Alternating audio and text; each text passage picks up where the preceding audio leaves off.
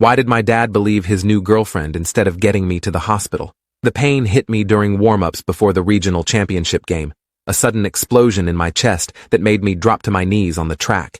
Coach Ramsey rushed over while my teammates formed a circle around me, and I tried to explain that something felt wrong inside my ribcage, like my heart was beating wrong, and my lungs couldn't fill properly. The pain radiated down my left arm in waves that made my vision blur, and when I tried to stand, my legs wouldn't support my weight. Coach pulled out his phone to call an ambulance, but Dad appeared from the bleachers with his new girlfriend, Vanessa, and she immediately started talking about how teenage athletes always got nervous before big competitions. She knelt beside me in her expensive athleisure wear and explained in this calm, authoritative voice that she'd been a nursing student before switching majors and knew the signs of a panic attack when she saw one. Dad hesitated with his hand on Coach Ramsey's shoulder and asked if maybe we should just give me a few minutes to calm down and see if the symptoms passed. I managed to gasp out that this wasn't anxiety, that the pain was getting worse and spreading through my chest like something was tearing inside me. Coach Ramsey argued that we needed to call 911 immediately because chest pain in a 17-year-old athlete could indicate serious cardiac problems, and waiting even a few minutes could be dangerous. Vanessa stood up and put her hand on Dad's arm, speaking in that soothing tone she always used when she wanted him to agree with her, saying that ambulances cost thousands of dollars and caused unnecessary panic. She reminded Dad that I'd been under a lot of stress preparing for this competition, that I'd been training obsessively for months, and that young athletes often experienced psychosomatic symptoms when facing high-pressure situations. Dad looked between me, writhing on the track, and Vanessa's confident expression, and I watched him actually consider her argument while my teammates stared in disbelief. The fact that he was weighing the cost of an ambulance against my ability to breathe properly made something crack in my chest that had nothing to do with the physical pain. Vanessa suggested they could drive me home to rest and see if the symptoms improved, saying that if it was really serious, the pain wouldn't go away, and they could reassess then.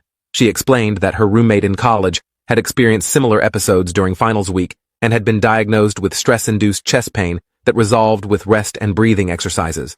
Coach Ramsey looked at Dad with an expression of pure disbelief and said that he couldn't legally prevent them from taking me, but that he was documenting this decision and would be filing a report with the athletic department.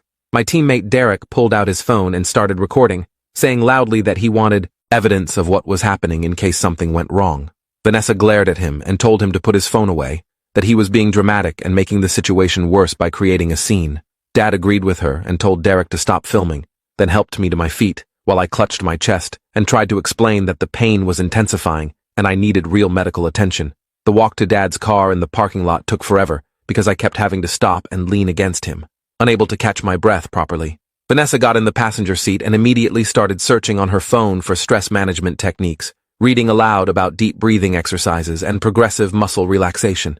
Dad started the engine and pulled out of the parking lot while I lay across the back seat, curled into a fetal position with both arms wrapped around my chest.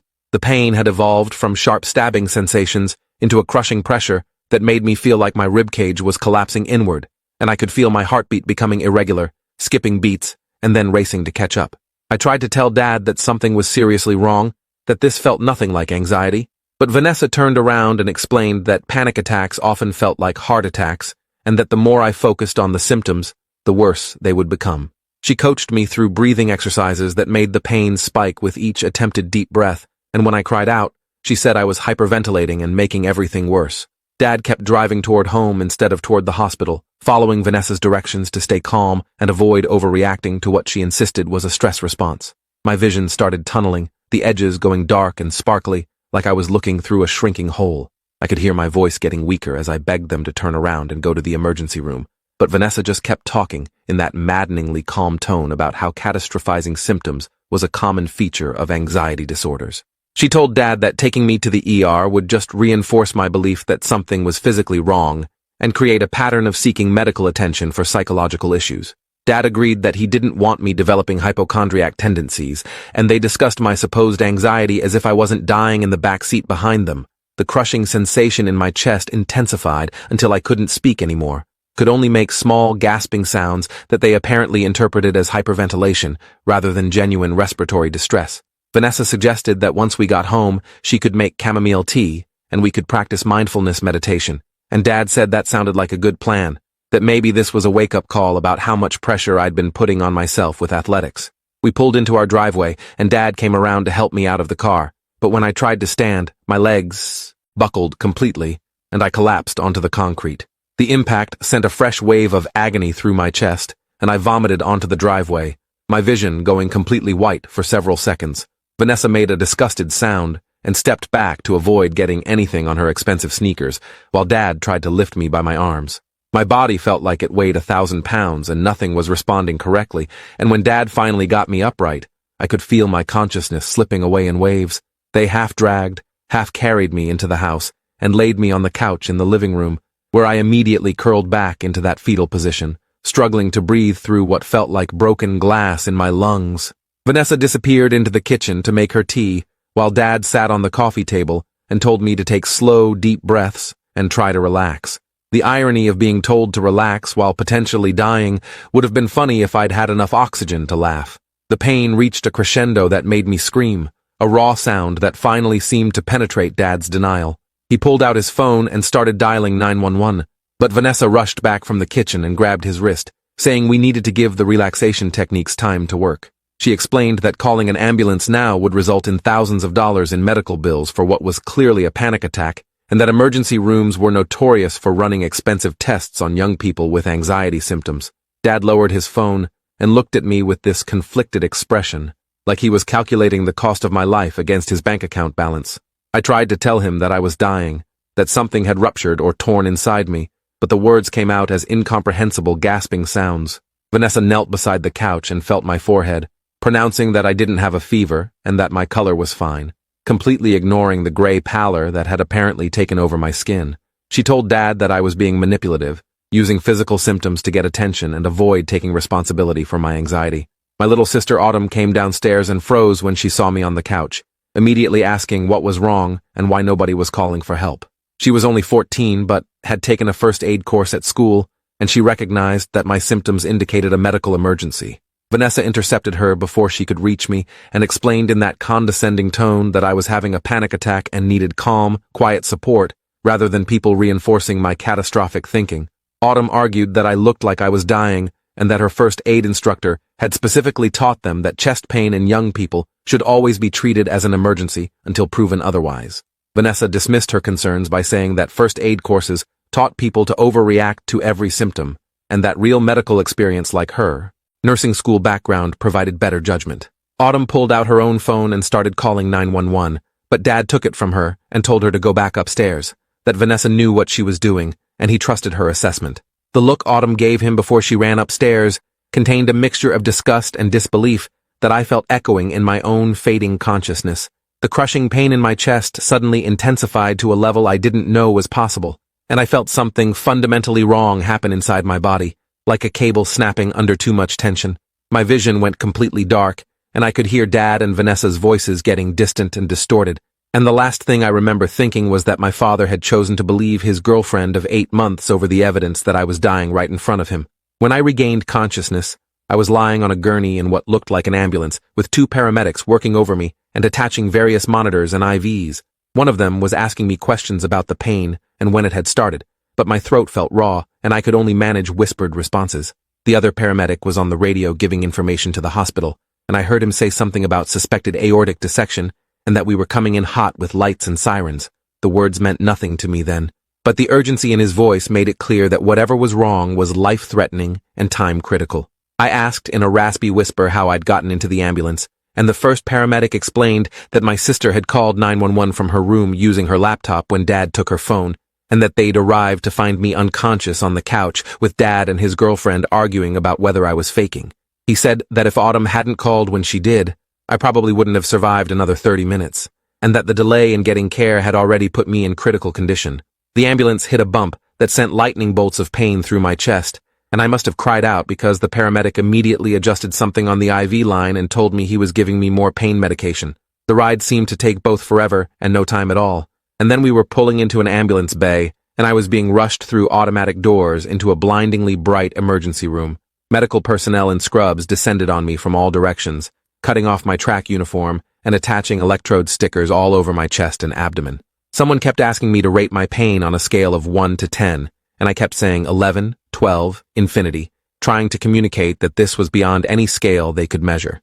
A doctor appeared and introduced herself as Dr. Felicity Okafor, explaining that they were going to do an emergency CT scan because they suspected something called an aortic dissection.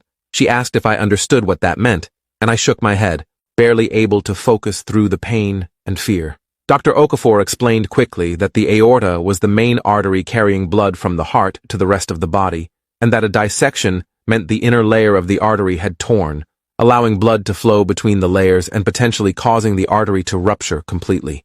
She said that in someone my age, this was extremely rare and usually indicated an underlying genetic condition that nobody had known about. The word rupture made my stomach drop, because even through the haze of pain medication, I understood that rupture meant death. Dr. Okafor squeezed my shoulder and said they had one of the best cardiac surgery teams in the region and that they were going to do everything possible to save my life, but that I needed to understand how serious this was.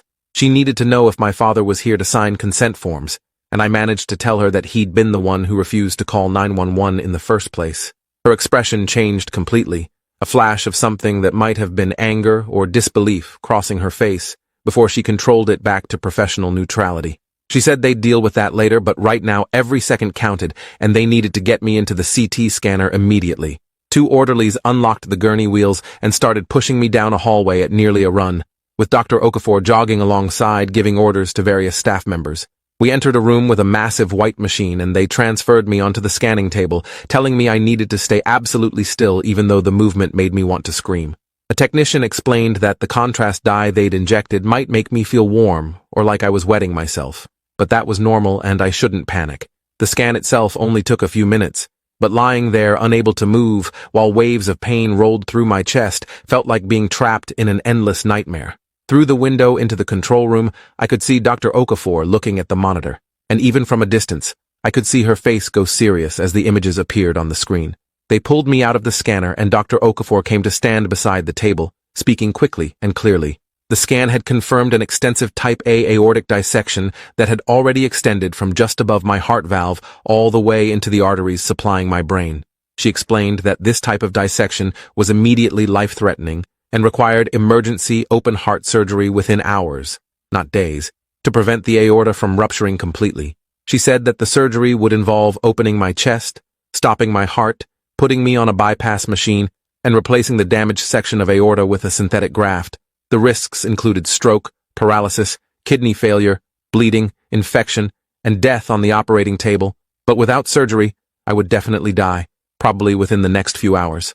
She needed my father here immediately to sign consent forms, because as a minor, I couldn't consent to surgery myself, no matter how life-saving it was.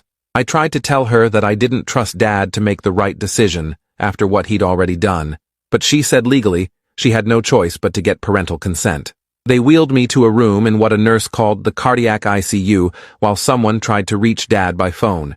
I could hear parts of the conversation from the hallway, with Dr. Okafor speaking in clipped, professional tones about the severity of my condition and the immediate need for surgical intervention. When Dad finally arrived 45 minutes later, he looked shaken and scared, but Vanessa was still with him, and I felt a surge of anger that cut through the pain medication fog.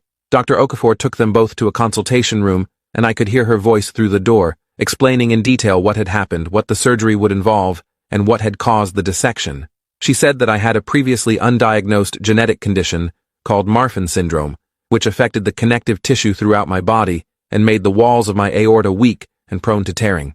The condition was hereditary, which meant one of my biological parents had to be carrying the gene, and I would need genetic testing to confirm the diagnosis and determine which parent had passed it to me. Vanessa's voice came through the door, asking if stress and anxiety could have triggered the dissection, and I heard Dr. Okafor's response turn cold.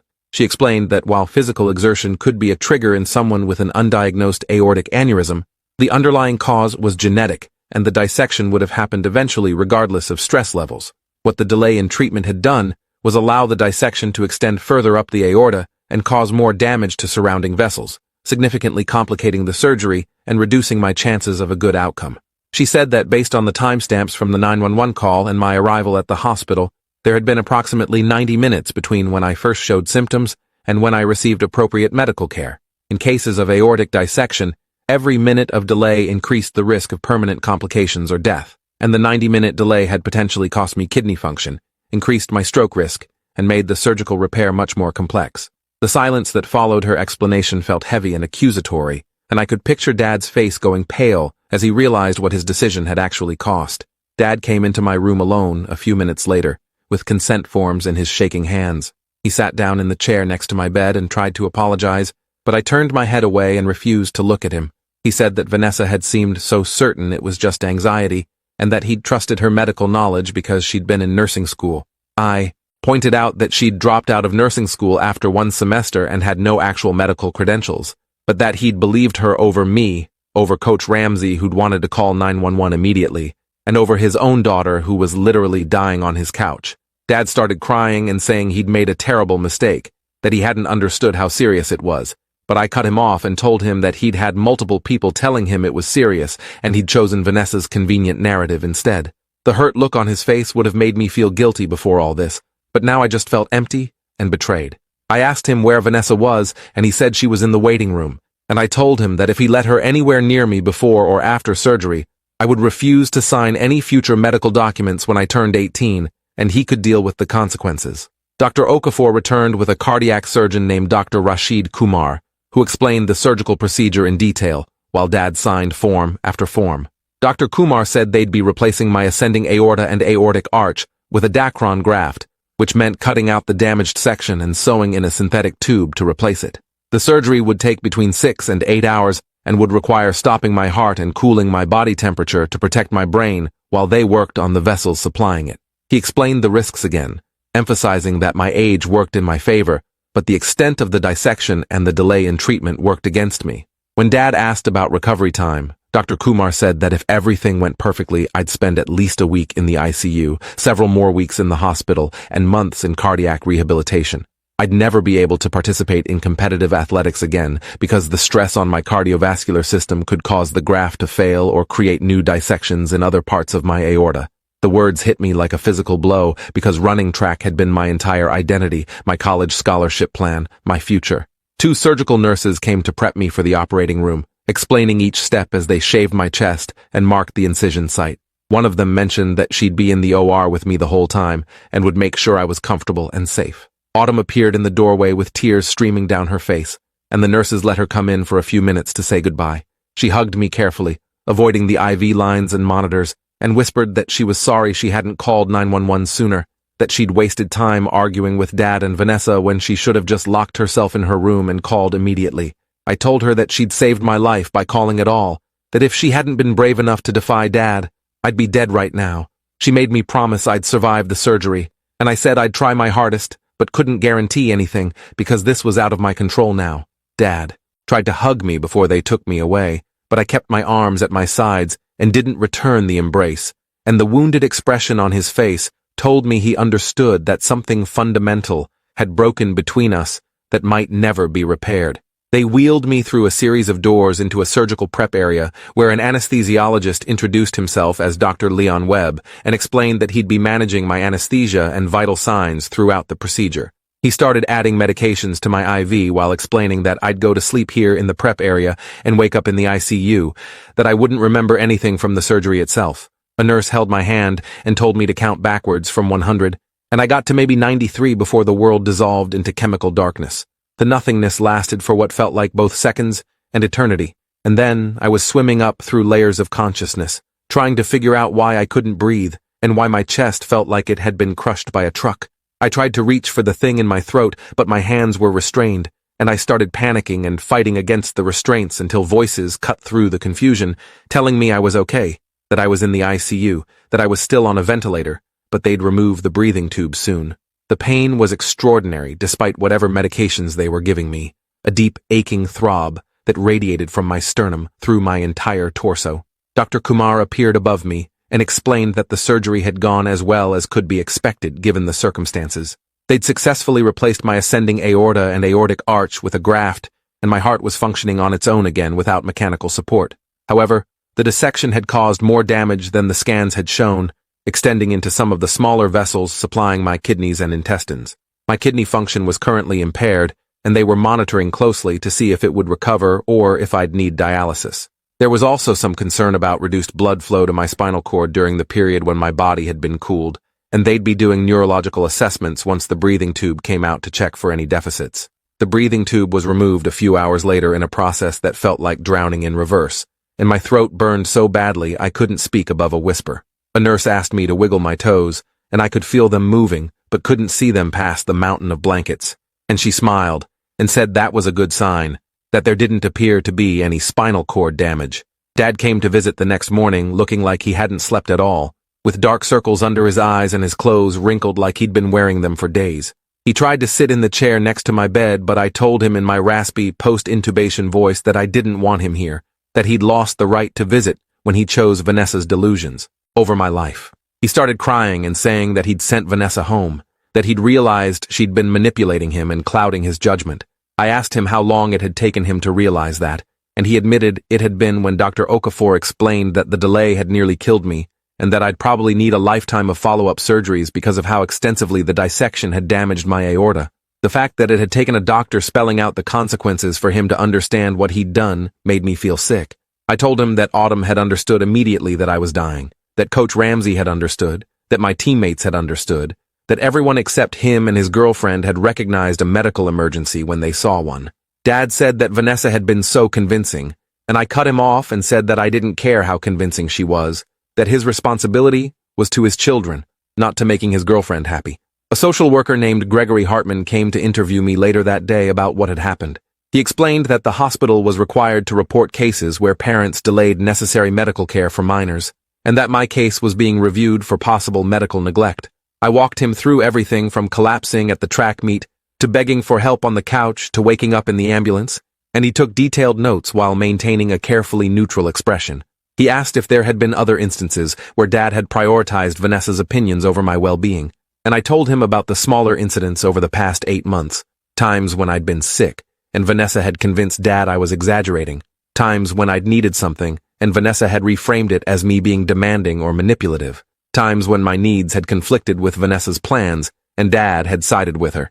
Gregory said he'd be interviewing Dad, Vanessa, Autumn, and Coach Ramsey as well, and that his findings would determine whether the case was referred to Child Protective Services.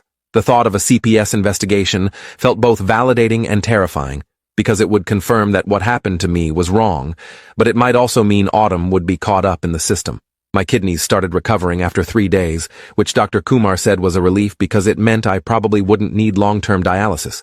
However, the neurological assessments revealed that I had some subtle deficits in my fine motor control and coordination, possibly from microstrokes during the surgery or from reduced blood flow during the cooling phase.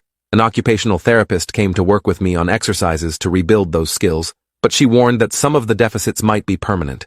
The cardiac rehabilitation team started me on gentle exercises designed to rebuild my strength without stressing my cardiovascular system, beginning with sitting up in bed and eventually progressing to standing with a walker. Each movement felt like trying to operate a body that no longer belonged to me, every breath reminding me that my chest had been cracked open and my heart had been stopped and restarted like a machine.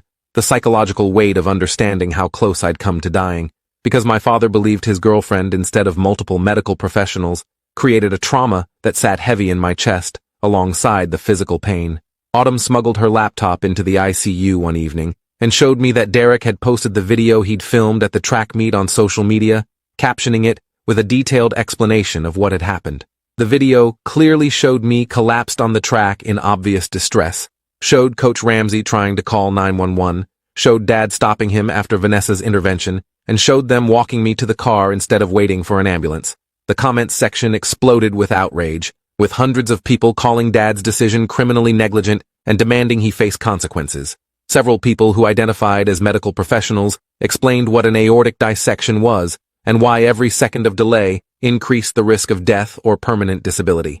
Others shared their own stories of parents who'd dismissed serious medical symptoms, creating a thread of collective trauma around inadequate parental response to health emergencies. The video had been viewed over 100,000 times in just 3 days, and local news outlets had started picking up the story. Autumn said she'd been interviewed by 2 reporters who'd shown up at our house, and that she'd told them everything about Dad choosing Vanessa's opinion over my life. Coach Ramsey visited with a card signed by the entire track team and explained that he'd filed a formal complaint with both the athletic department and the school district about Dad's decision to refuse emergency medical care at the track meet. He said the athletic director had launched an investigation and was considering implementing new policies requiring parental consent forms that explicitly waived the school's liability if parents refused emergency medical treatment. The team had also voted to dedicate their next meet to me and were wearing ribbons with my race number in my honor. He told me that my spot on the team would be waiting for me if I ever recovered enough to run again, even though we both knew that was impossible now. The genetic testing had confirmed Marfan syndrome, and Dr. Kumar had explained that people with that condition could never participate in competitive sports because the cardiovascular stress could trigger additional dissections or cause the surgical graft to fail. Everything I'd worked toward for the past 6 years of my life, all the training and dedication and sacrifice, had been erased in the 90 minutes between when I collapsed and when Autumn called 911. The news coverage intensified when a reporter named Jennifer Larson published an investigative piece about Vanessa's background. She'd dropped out of nursing school after 1 semester, but had been telling people for years that she had medical training, using that fake credential to give authority to her opinions. Jennifer had interviewed 3 of Vanessa's previous boyfriends who all reported similar patterns. Vanessa would insert herself into medical situations, diagnose people with psychological conditions rather than physical illnesses, and convince family members to delay seeking professional care. One ex described his mother having a stroke while Vanessa insisted it was a migraine and anxiety, and by the time they finally got her to the hospital, the damage was irreversible. Another told a story about his daughter breaking her arm and Vanessa insisting it was just bruised, resulting in the bone healing improperly and requiring surgical rebreaking and resetting. The article painted a picture of a woman who used false medical expertise to control the people around her, with Dad being just the latest victim of her manipulation. The story went viral, and suddenly my case became part of a larger conversation about medical misinformation and the Dunning-Kruger effect, where people with limited knowledge felt overly confident in their abilities. Dad was fired from his job at the accounting firm after the partners decided that the negative publicity and questions about his judgment made him a liability. He tried to explain that his personal life shouldn't affect his professional standing, but they pointed out that if he couldn't be trusted to make critical decisions about his son's life, clients might question his ability to make critical decisions about their finances. The local prosecutor's office opened an investigation into whether Dad's actions constituted criminal child endangerment, and Gregory Hartman's report to CPS concluded that Dad had demonstrated grossly negligent judgment that endangered the life of his minor child. CPS didn't remove Autumn from the home, but they placed our family on a monitoring list and required Dad to complete parenting classes and regular home visits. Dad hired a lawyer named Dennis Kowalski, who tried to argue that Dad had been manipulated by Vanessa and shouldn't face criminal charges for being deceived. The prosecutor countered that multiple people had told Dad it was a medical emergency, including a coach and his own teenage son, and that choosing to believe his girlfriend over all those voices demonstrated willful disregard for my safety. I was transferred out of the ICU after 9 days and moved to a regular cardiac recovery floor where the beeping and alarms were less constant. Physical therapy intensified with therapists working on rebuilding my strength and endurance while carefully monitoring my heart rate and blood pressure to ensure I wasn't overexerting my healing cardiovascular system. Walking from my bed to the bathroom left me exhausted and shaking, my sternum aching from where they'd cut through the bone to access my heart. The occupational therapist continued working on my fine motor skills, having me practice writing and manipulating small objects to retrain the neural pathways damaged by the microstrokes. Progress was maddeningly slow, each tiny improvement feeling insignificant compared to the massive loss of capability I'd experienced. I'd gone from running 5-minute miles to struggling to walk 50 feet, from planning to compete at the collegiate level to wondering if I'd ever be able to carry groceries again. The grief for my lost future hit me in waves, usually late at night when the pain medication wore thin and I couldn't sleep. Vanessa's case became even more complicated when 2 more of her former partners came forward with stories of medical manipulation. One described Vanessa convincing him that his daughter's persistent headaches were attention-seeking behavior rather than the brain tumor they turned out to be, and the delayed diagnosis had resulted in a worse prognosis and more aggressive treatment. Another told about Vanessa insisting his elderly father's confusion was normal aging rather than a urinary tract infection, which had progressed to sepsis before proper treatment was sought. The pattern was undeniable. Vanessa systematically dismissed serious medical symptoms as psychological issues, delayed appropriate care, and used her fake nursing credentials to give weight to her dangerous advice. A prosecutor in the neighboring county opened an investigation into whether Vanessa could be charged with practicing medicine without a license, and the state medical board started reviewing whether there were grounds for action even though she'd never actually been licensed. Dad's lawyer tried to use these revelations to show that Dad had been manipulated by a predatory individual. But the prosecutor maintained that Dad was still responsible for his own choices regarding his minor child's welfare. The hospital social work department connected me with a therapist named Dr. Nina Fitzgerald, who specialized in medical trauma and family conflict. She helped me process the layers of betrayal and loss, the physical trauma of the dissection and surgery, the emotional trauma of Dad choosing Vanessa over me, the grief of losing my athletic identity and future plans, and the anger at having my life permanently altered by someone else's negligence. Dr. Fitzgerald explained that what I was experiencing was complex trauma because it involved betrayal by someone who should have protected me, and that rebuilding trust would be a long process that might never completely heal. She asked if I wanted to do family therapy sessions with Dad, and I said I wasn't ready yet, that I needed to focus on my own recovery before dealing with repairing that relationship. The relief on her face suggested she'd expected that answer and approved of me prioritizing my own needs over reconciliation. She gave me permission to be angry, to grieve, to feel whatever I felt, without pressure to forgive or move on before I was ready. Mom flew in from Oregon, where she'd moved after the divorce 5 years earlier. She walked into my hospital room and immediately started crying, apologizing for not being there when it happened, for not fighting harder for custody, for letting Dad have primary placement because it seemed easier at the time. I told her that none of this was her fault, that she couldn't have known Dad would let his girlfriend's fake medical opinions override emergency medical care. She sat with me for hours while I told her the whole story from beginning to end, and I watched her expression cycle through shock, disbelief, fury, and grief. She said she was filing an emergency custody modification based on Dad's demonstrated inability to make appropriate decisions about his children's welfare, and that she wanted both Autumn and me to come live with her in Oregon once I was healthy enough to travel. The thought of leaving my school and friends and teammates felt like another loss on top of all the others, but staying with Dad after what he'd done felt impossible. Mom met with Dennis Kowalski and made it clear that she wouldn't be satisfied with parenting classes and monitoring, that Dad needed to face real consequences for nearly killing me. The genetic testing revealed that I'd inherited the Marfan syndrome gene from Dad, which meant he had the condition too, but had never been diagnosed because his symptoms were milder. Dr. Kumar explained that Dad needed to be evaluated by a cardiologist immediately, because people with Marfan syndrome could develop aortic aneurysms at any age, and the condition was progressive. The irony that Dad had an undiagnosed genetic condition that could kill him, just like it had nearly killed me, felt like cosmic justice. Dr. Kumar reached out to Dad's primary care physician and strongly recommended a cardiac workup, including echocardiogram and CT angiography, to check for aortic dilation. Autumn also needed to be tested to determine if she'd inherited the gene, because if she had Marfan syndrome, she'd need regular cardiac monitoring to catch any problems before they became life-threatening. The genetic counselor explained that Marfan syndrome was autosomal dominant, meaning each of Dad's children had a 50% chance of inheriting the condition. The fact that Dad had unknowingly passed a potentially lethal genetic condition to his children and then refused to get one of them emergency medical care when that condition manifested created a layer of tragic irony that was hard to process. I was discharged from the hospital after 17 days with a medication list that filled an entire page. Beta blockers to reduce the stress on my aorta, pain medications for the surgical recovery, blood thinners to prevent clots, and medications to protect my kidneys.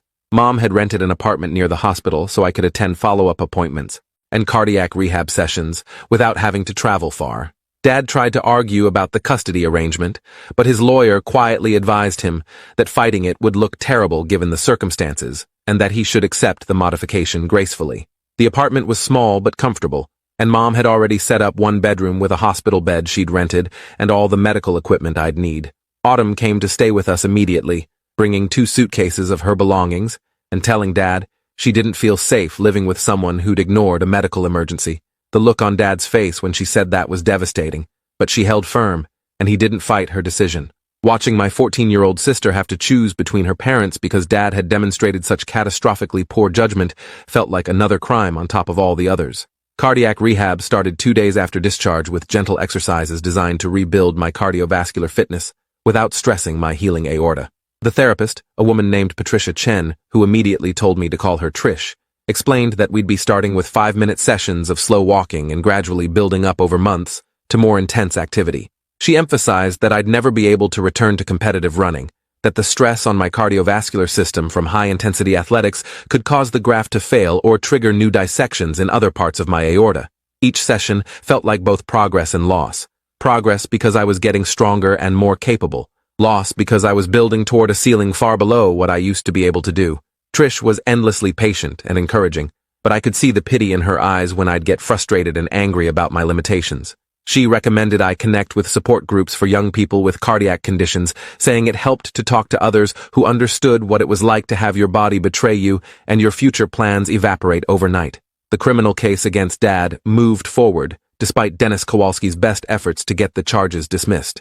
The prosecutor charged him with reckless endangerment of a child, arguing that Dad's decision to ignore clear signs of a medical emergency and delay appropriate care for 90 minutes constituted criminal negligence. The evidence was overwhelming. Derek's video showing the collapse and Dad's refusal to call 911, testimony from Coach Ramsey about the obvious distress I was in, paramedic reports documenting my critical condition upon their arrival, and medical records proving that the delay had worsened my outcome and reduced my chances of full recovery. Dad's defense rested on the argument that he'd been manipulated by Vanessa and genuinely believed I was having a panic attack. But the prosecutor countered that multiple people had told him it was serious and that choosing to believe his girlfriend over everyone else demonstrated willful disregard rather than honest mistake. The preliminary hearing resulted in the case being bound over for trial, with the judge noting that there was sufficient evidence for a jury to find that Dad's actions had endangered my life. Vanessa was charged separately with practicing medicine without a license after the investigation uncovered at least 7 incidents where she'd given medical advice that led to delayed treatment and worse outcomes. The prosecutor argued that her pattern of behavior demonstrated a consistent practice of diagnosing conditions and recommending treatment despite having no credentials or training beyond 1 semester of nursing school. Her lawyer tried to claim that she'd been offering friendly advice rather than practicing medicine, but the specific nature of her pronouncements, the terminology she used, and her invocation of her supposed nursing background all supported the prosecution's case. The victims from her previous relationships testified about the harm her fake expertise had caused, and the cumulative weight of the evidence painted a picture of someone who'd been systematically endangering people for years. The judge set her bail high enough that she couldn't immediately pay it, and she spent 2 weeks in jail before a bail bondsman agreed to post the bond, in exchange for her putting up her car as collateral. Autumn's genetic testing came back positive for Marfan syndrome, which meant she needed to start regular cardiac monitoring immediately. Dr. Kumar arranged for her to be evaluated by a pediatric cardiologist, who found that she already had mild aortic dilation, not enough to require surgery yet, but significant enough that she needed echocardiograms every 6 months to track any progression. The cardiologist put her on beta blockers and told her she couldn't participate in high-intensity sports, which devastated her because she'd been planning to try out for the volleyball team. Mom sat with her while she cried about losing opportunities before she'd even had a chance to try them, and I understood exactly how she felt, because that had been my experience too. The genetic counselor explained that with regular monitoring and medication, many people with Marfan syndrome lived normal lifespans, but the knowledge that we both carried this time bomb in our cardiovascular systems created a bond between us and a shared resentment toward Dad for passing it on unknowingly. Dad's own cardiac evaluation revealed moderate aortic dilation that would require surgery within the next few years, meaning he'd eventually experience a fraction of what he'd put me through. The media attention evolved from local news coverage to national interest after a medical ethics professor at a nearby university wrote an op-ed about my case for a major newspaper. She used my story as an example of the dangers of medical misinformation and the Dunning-Kruger effect, where people with minimal knowledge felt overly confident in their understanding of complex medical issues. The article discussed how social media and fake expertise had created an environment where parents felt empowered to override professional medical judgment based on internet research or advice from unqualified individuals. My case became a cautionary tale taught in emergency medicine and medical ethics courses, an example of what happens when laypeople substitute their judgment for professional medical assessment in time-critical situations. The professor reached out through the hospital to ask if she could interview me for a follow-up piece, and after discussing it with Mom and Dr. Fitzgerald, I agreed, because I wanted my experience to prevent similar situations for other teenagers. The interview was emotionally exhausting, walking through every detail of that day and its aftermath, but the professor treated my story with respect and gravity. Dad's trial began 4 months after my dissection, and I had to testify about what happened that day at the track meet and afterward at home. The courtroom felt surreal, with Dad sitting at the defense table looking smaller and older than I remembered, and a jury of 12 strangers deciding whether his actions constituted criminal behavior. I walked through the timeline for the prosecution: the chest pain during warm-ups, Coach Ramsey trying to call 911, Vanessa's intervention and claims about panic attacks, the drive home instead of to the hospital, lying on the couch begging for help while they made tea and told me to relax, the 90 minutes of worsening symptoms before Autumn finally called 911 from her room. The prosecutor asked me to describe the pain and fear I'd experienced, and I told them about feeling like my chest was tearing apart from the inside, about watching my father weigh the cost of an ambulance against my life, about understanding that I was dying while the people who should have protected me debated whether I was being dramatic. The jury looked horrified, and I could see several of them glancing at Dad with expressions that ranged from anger to disbelief. Dennis Kowalski cross-examined me, trying to establish that I'd seemed anxious and that Dad had reasonable grounds to believe Vanessa's assessment. He asked if I'd been under stress from training and competition pressure, if I'd experienced anxiety before big meets, if there was any way Dad could have known this was different from other times I'd felt nervous.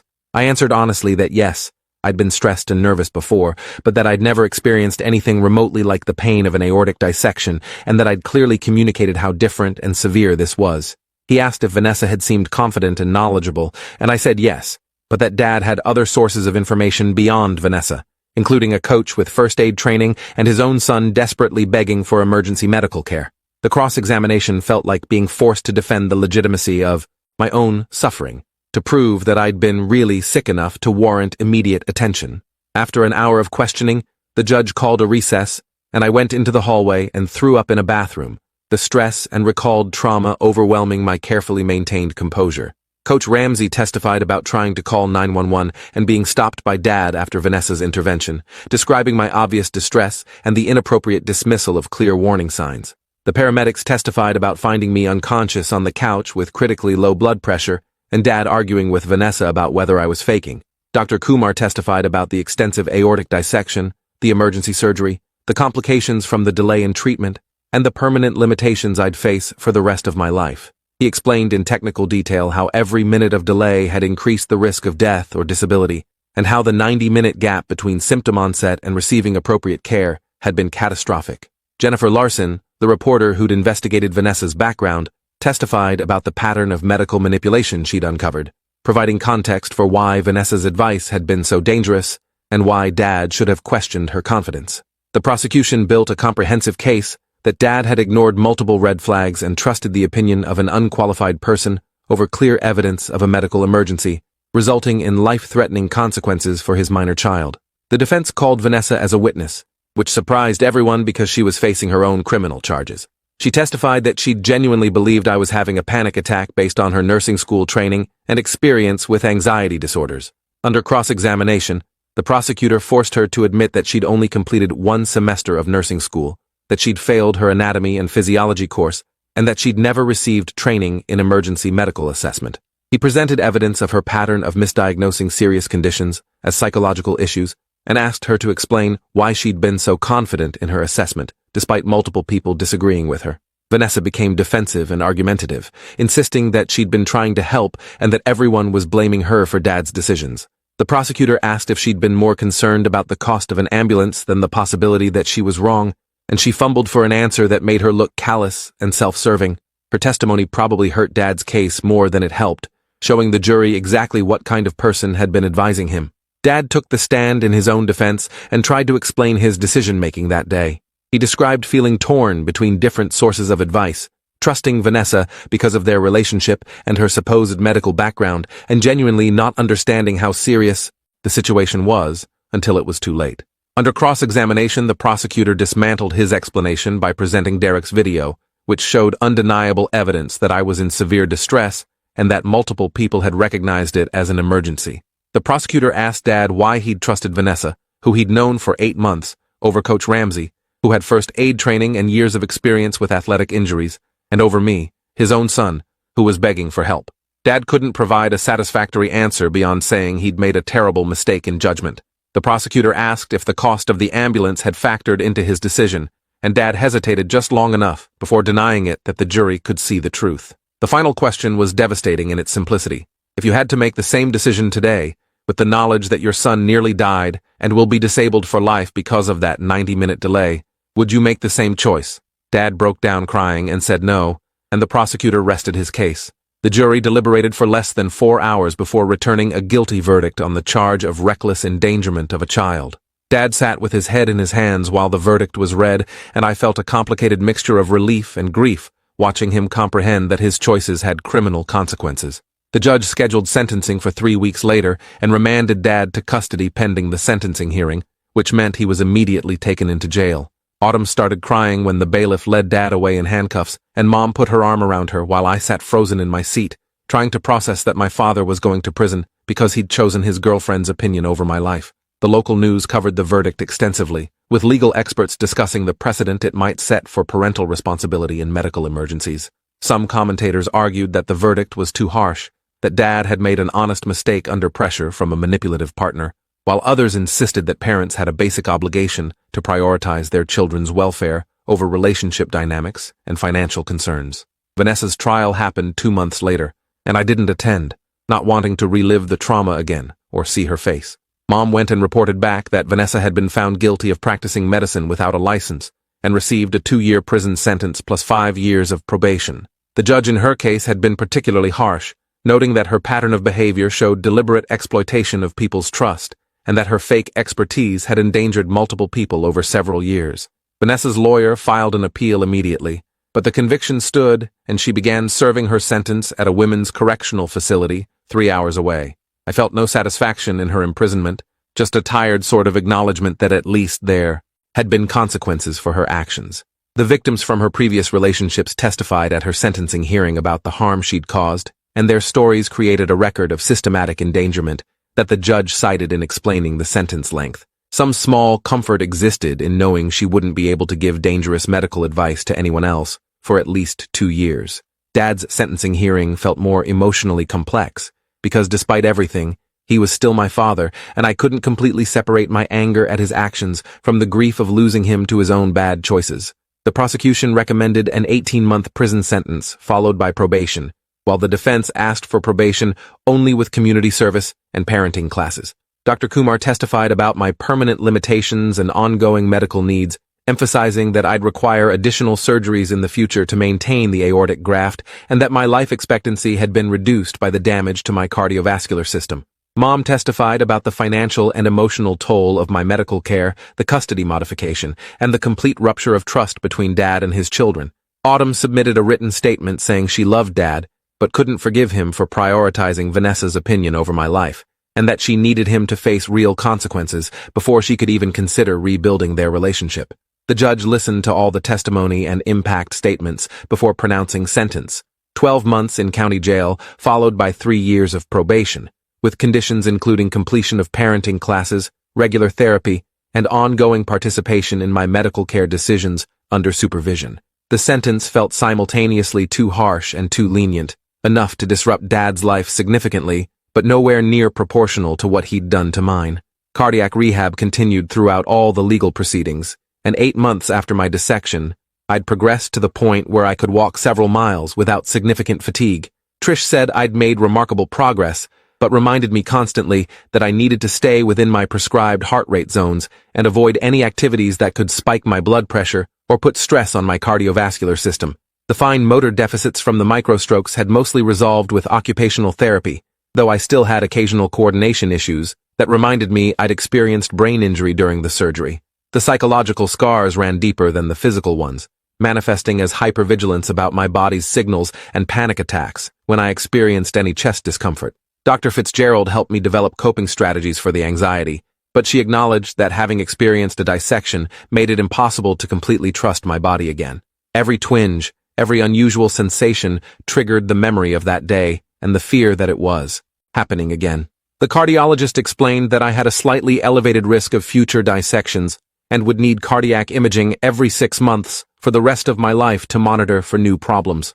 College plans had to be completely revised now that competitive athletics were off the table. The scholarship offers I'd received for track were withdrawn once schools learned about my condition and permanent limitations, which meant figuring out how to pay for college without the athletic scholarship I'd been counting on. Mom helped me apply for academic scholarships and financial aid, and I ended up accepting a spot at a state university near her home in Oregon, where I could study biology with the eventual goal of medical school. The irony of wanting to become a doctor after my own medical trauma wasn't lost on me, But Dr. Kumar said I'd bring a valuable perspective to medicine, having experienced both catastrophic illness and the consequences of delayed treatment. Autumn would be starting high school in Oregon too, and while neither of us was happy about leaving our friends and familiar environment, staying anywhere near Dad felt impossible given everything that had happened. We visited him twice in jail during his sentence, strained conversations where he tried to apologize, and we struggled to figure out what forgiveness might look like when the damage was so permanent. The Marfan syndrome diagnosis meant regular appointments with multiple specialists, cardiology for my aorta, ophthalmology because Marfan affected the eyes, orthopedics for joint issues common with the condition. I became a regular patient at several different clinics, learning to advocate for myself and ask detailed questions about treatment options and risks. The genetic counselor connected me with a support group for young adults with Marfan syndrome, and hearing other people's stories of dissections and surgeries and permanent limitations helped me feel less alone in the experience. One woman described losing her athletic scholarship and having to completely reinvent her identity, and her story mirrored mine so closely that I cried during the entire meeting.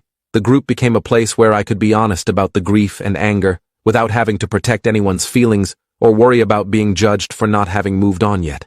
They understood that chronic illness and lifelong limitations weren't things you got over, but things you learned to carry while building whatever life was possible within the constraints.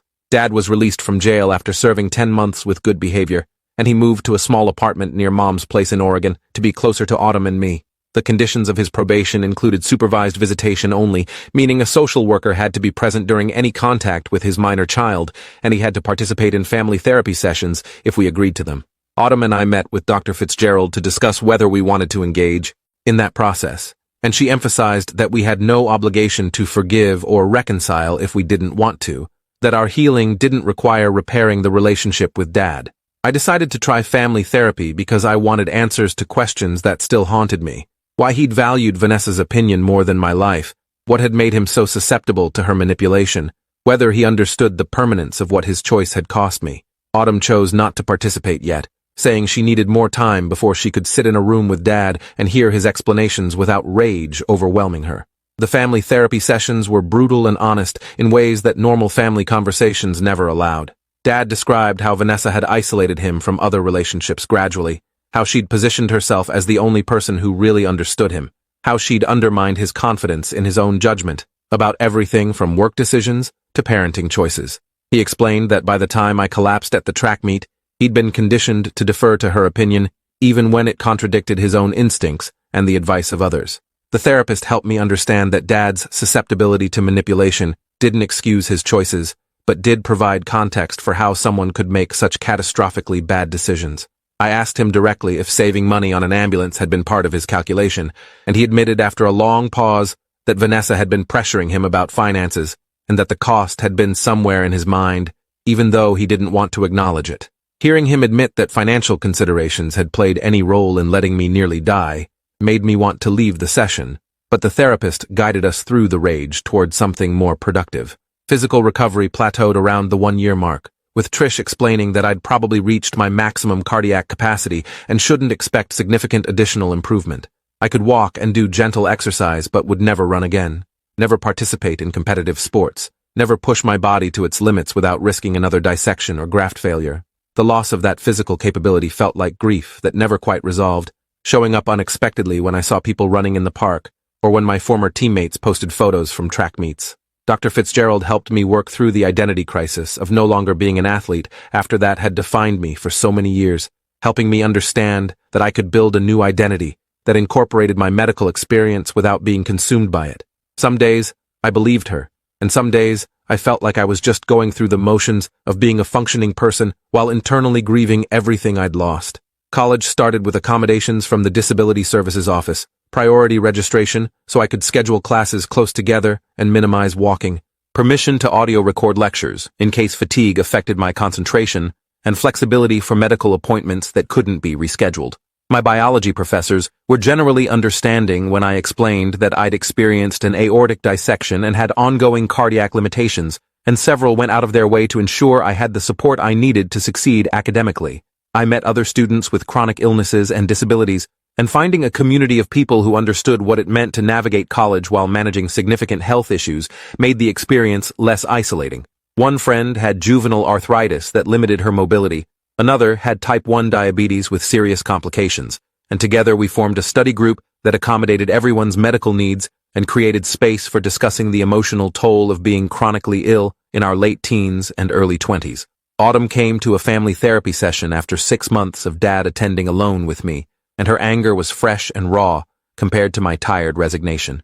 She told Dad that he'd failed both of his children by choosing a woman he barely knew over the safety of his son, and that her positive Marfan diagnosis meant she'd spend her whole life dealing with the consequences of his genetic legacy and his terrible judgment. Dad took the criticism without defending himself, accepting responsibility in a way that felt genuine rather than performative. Autumn said she wasn't ready to forgive, but was willing to keep showing up to therapy to see if trust could eventually be rebuilt. And the therapist said that was more than enough for now. The sessions became less about relitigating what happened, and more about figuring out how to have some kind of relationship despite the permanent damage, acknowledging that we'd never be a normal family, but might eventually find a new configuration that worked for everyone. 2 years after the dissection, I had my first follow-up surgery to adjust the synthetic graft because imaging showed early signs of deterioration at one of the connection points. Dr. Kumar explained that this was expected and that I'd likely need similar surgeries every 5 to 7 years for the rest of my life to maintain the graft and monitor for new problems in other parts of my aorta. The surgery was less extensive than the original emergency procedure, but still required opening my chest again and replacing the worn section of the graft.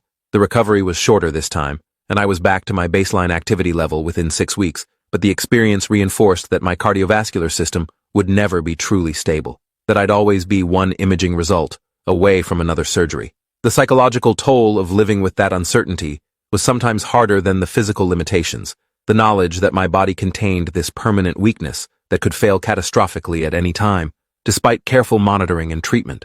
Dad completed his probation and started rebuilding his life slowly, getting a job as a bookkeeper at a small business that didn't care about his criminal record. He attended every one of my medical appointments he was allowed to, sitting quietly in waiting rooms and asking questions about my care that showed he was trying to understand what I was experiencing. The supervised visitation requirements eventually ended as the social workers determined he'd completed his mandated programs and demonstrated consistent, appropriate judgment.